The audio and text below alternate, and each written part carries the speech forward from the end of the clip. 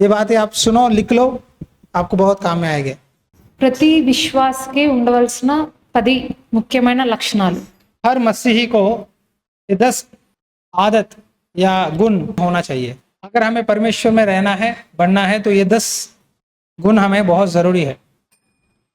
First point, ఎవరిని బట్టి నీ ప్రార్థన జీవితమును నీవు విడిచిపెట్టకూడదు. कोई भी आदमी के लिए अपना प्रार्थना का जीवन को छोड़ना नहीं चाहिए। प्रेयर लाइफ किसी के लिए त्याग नहीं करना है। ఫర్ ఎగ్జాంపుల్, ఇంట్లో భార్యాభర్తలు గొడవలైనా, మీ పనులు ఎక్కువగా ఉన్నా, మీ ఉద్యోగాలు ఎక్కువగా, మీకు పని ఒత్తిడి ఉన్నా, అనారోగ్యం ఉన్నా, దేనిని బట్టి మీ ప్రేయర్ లైఫ్ని మీరు విడిచిపెట్టకూడదు. उदाहरण के लिए, अगर आपको घर में बहुत काम है, या आप दुकान में काम करते हैं, नौकरी करते हैं, जो भी जहाँ भी करते हैं, काम ज़्यादा है, या घर में पति पत्नी के बीच में लड़ाई हुआ, झगड़े हुए, इसके कारण, रिश्तेदारों के कारण झगड़े हुए, कभी भी प्रार्थना का समय जो प्रभु से बैठता है उसे छोड़ना नहीं चाहिए। पहली बात। సెకండ్ పాయింట్, నీకు ఎన్ని పనులున్నా సరే నీకు దేవునితో మంచి సహవాసము కలిగి ఉండాలి. దినములో ఒక పర్టికులర్ టైంని నువ్వు దేవునికి ఇవ్వాలి. दूसरी बात, आपको जितना भी काम है, काम यहाँ तक है सर के लिए, लेकिन आपको और परमेश्वर के बीच में एक रिश्ता, एक समय परमेश्वर के साथ बैठने का, बात करने का डेली एक समय देना है। एक समय मतलब 5 मिनट नहीं है, 5 मिनट नहीं है, 2 मिनट नहीं है। एक समय मतलब कम से कम 1 से 2 घंटा, कम से कम 1 आवर, मिनिमम 1 घंटा, ज़्यादा आप कर सकते 2-3 घंटे, वो समय देना है। आप दोनों के बीच में तीसरा आदमी को नहीं लाना है। वो पैसा हो, नौकरी हो, कोई भी हो, आप और परमेश्वर का जो समय है उस के बीच में किसी को मत लाओ। మీరు ఎప్పుడైతే అలా ఒక పర్టికులర్ టైం దేవుడికి ఇస్తారో అప్పుడే మీరు మీ స్పిరిచువల్ లైఫ్లో జయాన్ని పొందుకుంటారు.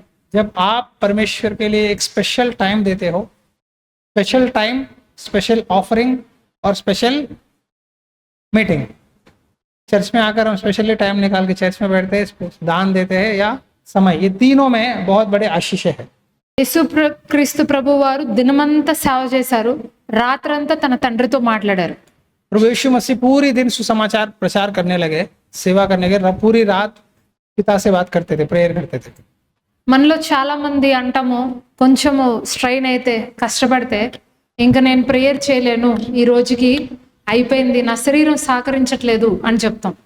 हम में से कुछ लोग क्या कहते हैं, थोड़ा काम ज़्यादा करती है, कहीं बाहर जाके आए, कुछ किए, तो हम कहते हैं मुझसे नहीं हो पाएगा, मुझे नींद आ रहा है, मुझे बॉडी पेन्स आ रहा है, आप मुझसे नहीं हो पाएगा, आप बोल दोगे।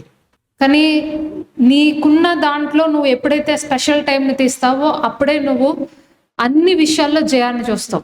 लेकिन बात यह है, जब आप उस बिजी में भी एक स्पेशल टाइम निकाल के प्रभु को दोगे, तब आपके जीवन में बहुत सारे बंधनों से छुटकारा मिलेगा। థర్డ్ పాయింట్, చర్చ్లో ఎవరి ప్రవర్తనను బట్టి పూర్తి చర్చ్ని నువ్వు ద్వేషించకూడదు. तीसरी बात बहुत ज़रूरी, देख लो, चर्च में किसी के हरकतों के कारण आप चर्च को नफरत नहीं करना है, चर्च को गलत नहीं बोलना है। ऐसा लगाकर बहुत लोग चर्च ही नहीं आते, घर बैठ के वचन सुनते हैं, भक्ति में पीछे चले जाते हैं। कोई ना कोई एक बंदा, छोटे छोटे गलतियां होती है, लेकिन उसको प्यार से हमें सिखाना है, उसको हम एंकरेज करके उसको सुधारना है। हम भी उसको ढकल देंगे, निकाल देंगे ना, तो वो कभी नहीं बढ़ेगा। ये बात समझो, एक आत्मा को कमाना बहुत मुश्किल है। आपका बेटा बेटी गलत काम किया, घर से मार के भगा दोगे? बोलो, कोई बाप बाप करता है ऐसा? मैं उनको प्यार से सिखाकर, समझाकर सुधारना मेरा काम है। उसके लिए थोड़ा टाइम लगेगा, थोड़े साल लगेंगे, लेकिन हमें प्यार से बदलाना है। पता है आपको, बहुत नशेड़ी, गूंडे, बहुत मर्डर करने वाले आज बहुत लोग प्रभु में क्यों आए पता है? एक प्यार करने वाला परमेश्वर का दास उनकी जिंदगी में है, इसीलिए वो बदले। नहीं तो वो आदमी गुंडा ही रहेगा, वो आदमी शराबी रहेगा, वो आदमी गाली देने वाला ही रहेगा, वो आदमी दुनिया में बदतर ही रहेगा।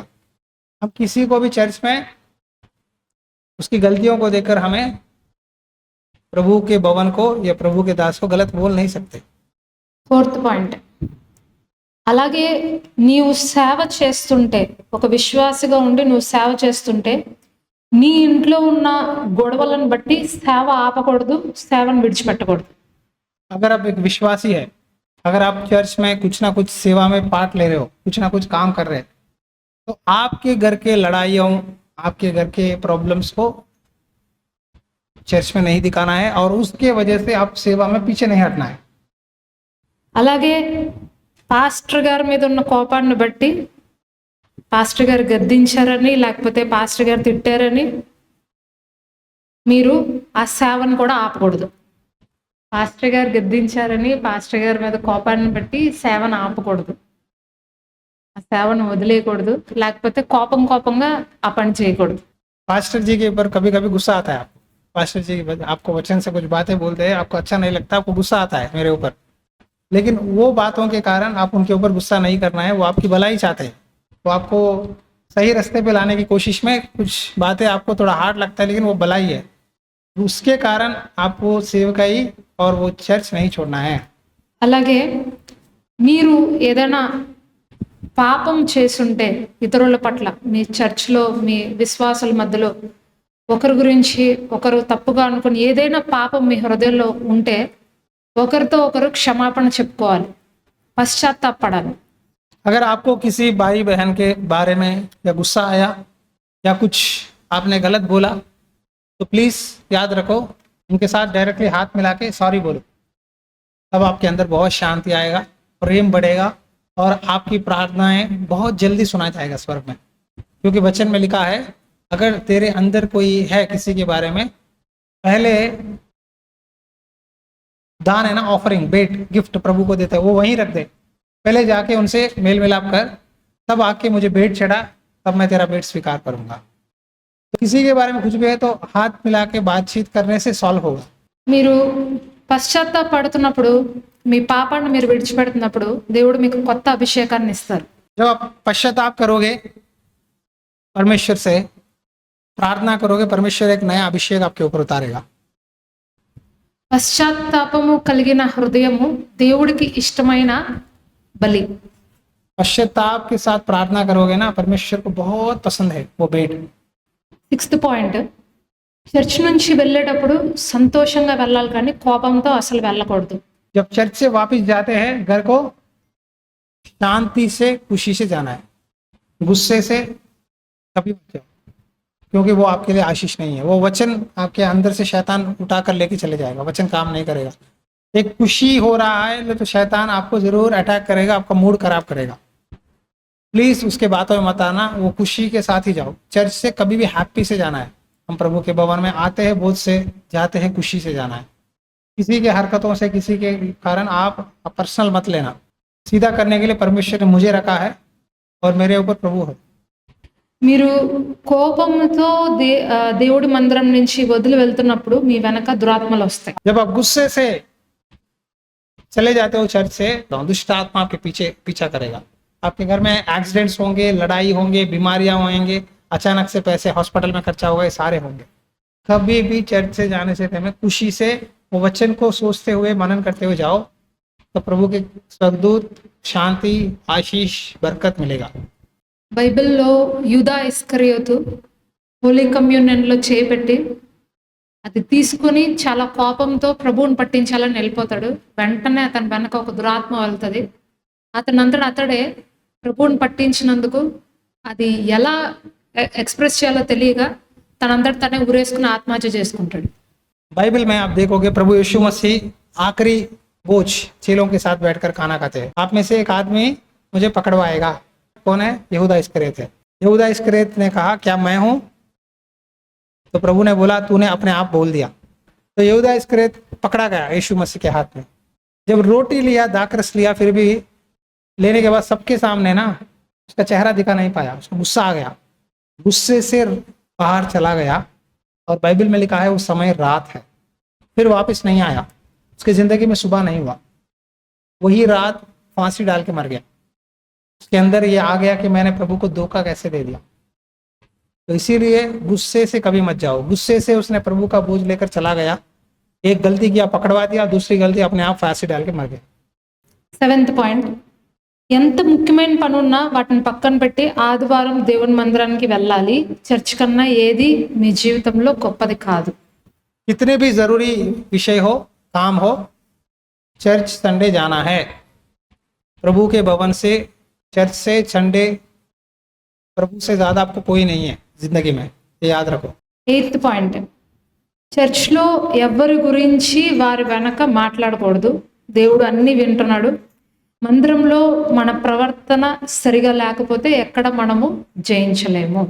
चर्च में अपना बिहेवियर बहुत संभल के रहना है, क्योंकि प्रभु देख रहा है मुझे. మందిరంలో మన బిహేవియర్ సరిగా లేకపోతే మనం ఎక్కడ జయించలేము. प्रभु के भवन में अगर हमारा बिहेवियर, हमारा हालत सही नहीं है, तो हम कहीं भी आशीष नहीं पा सकते. 9th పాయింట్, నీ దశమ భాగాలు విషయంలో నువ్వు నమ్మకత్వాన్ని చూపాలి. అలాగే నీకు దేవుడు చేసిన మేలులకు కూడా కృతజ్ఞత అర్పణను నువ్వు ఇవ్వాలి. आपके दशमांश में ईमानदारी रहना है, और आशीष मिला घर में, एक आपने चीज खरीदा, कुछ भी हुआ, उसका धन्यवाद भेंट देने में ईमानदारी रहना है, क्योंकि परमेश्वर ने तुमको ब्लेस किया है, उसे कभी मत भूलना. ये दो बातें जरूरी है. Next 10th point, very important point. ఎన్ని కష్టాలు వచ్చినా దేవుడి సేవ, మందిరము, ప్రార్థన, వాక్యము, నీకు ఇచ్చిన ఫ్యామిలీ నువ్వు వదలకూడదు.